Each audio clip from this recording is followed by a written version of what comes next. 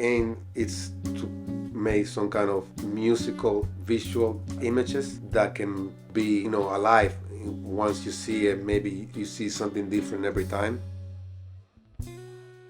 In my composition, I work them in a way that you can view it different way, and that's how I paint them too.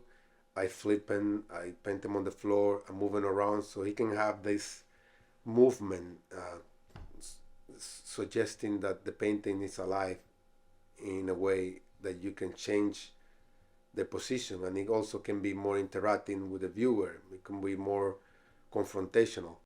It's moves me because it's kind of musical too, and it's always something different.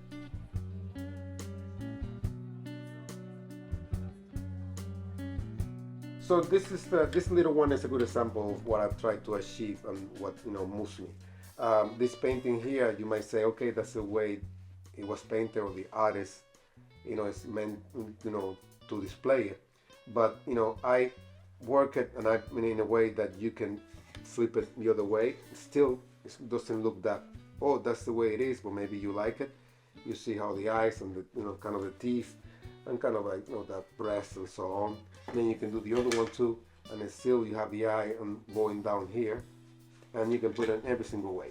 So I painted that way. I expect, or I hope that others can see it, that you can probably not be tired of the painting, or maybe if you do, then you can just switch it, and it can be more of a communication between the piece and the public. It's kind of a tribute to jazz, and you can flip it around, of course, and the colors are very warm, and you see instruments in there.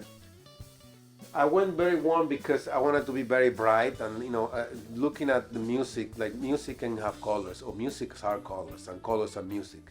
So the combination of using music to incorporate in the meaning or the composition is great.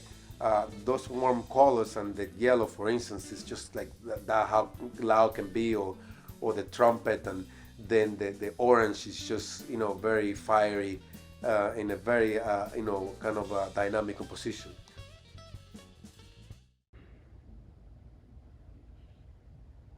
My name is Matt Brackett, and I'm a painter who uses traditional painting techniques to explore themes involving memory, wonder, and menace through a contemporary lens. And I deal with the appearance of realism, but my imagery is derived from completely artificial constructs. And my paintings in the New Art Show come from series that are semi-autobiographical, dealing with figures and also animals, usually in landscape. But the paintings aren't real. They derive from manufactured source material, such as sketches and on-site photography and digital composites that I use to create images with the purpose of generating a narrative in the viewer, and often for myself, of suggestive imagery that kind of gets me to think about what is happening in the image. So I'm looking for a suggested narrative that will ask the viewer to kind of provide an interpretation from their own life. My name is DaNice Marshall, and I am an artist. I have not been able to call myself that. Up until about a year and a half ago, I started to be comfortable calling myself an artist. Prior to that, I was not an artist. I was a telecommunications technician. I climbed telephone poles. I was a truck driver for FedEx. I was a mom, a wife, but I did not paint, and so I was not an artist. So this is all rather new for me, but also I didn't want to minimize what others have spent their lives working to perfect.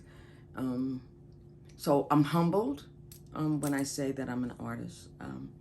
I have funny stories to share. So, first funny story: I had a solo art exhibition ended last week at the Piano Craft Gallery in Boston, and I was the gallerist, after it was 50 paintings, the gallerist walked around. He counted all the people that were in my paintings, and he came back and he said, you have 331 people in your paintings. And I was like, oh, wow. And then I thought, well, if no one comes to this solo exhibition, it will be me and these 331 people. And I thought that was cool. Opening reception, a woman comes up to me and she says, do you use photographs when you're painting? I said, no. And she said, well, how do you paint? I said, I paint from my mind, from my head. And she said, well, you must have a photographic memory. And I thought that was strange because I don't or didn't, or I never thought of myself as having a photographic memory.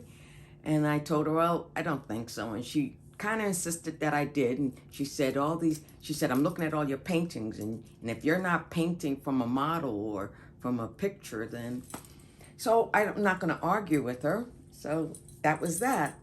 Then last week, the last day of the show, a dear friend of mine came to the exhibition, and she says to me, she goes, I can't believe that some of these paintings are when we were kids. And I go, yeah. My memories, I like to paint what I remember having done.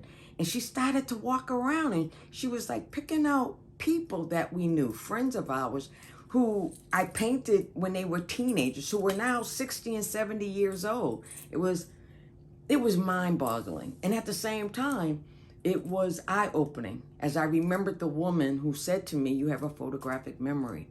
And I said, she's right, I do. Because these are people that I once knew or someone that I had interacted with. And that was really cool. And so that's part of my process in painting is my memories.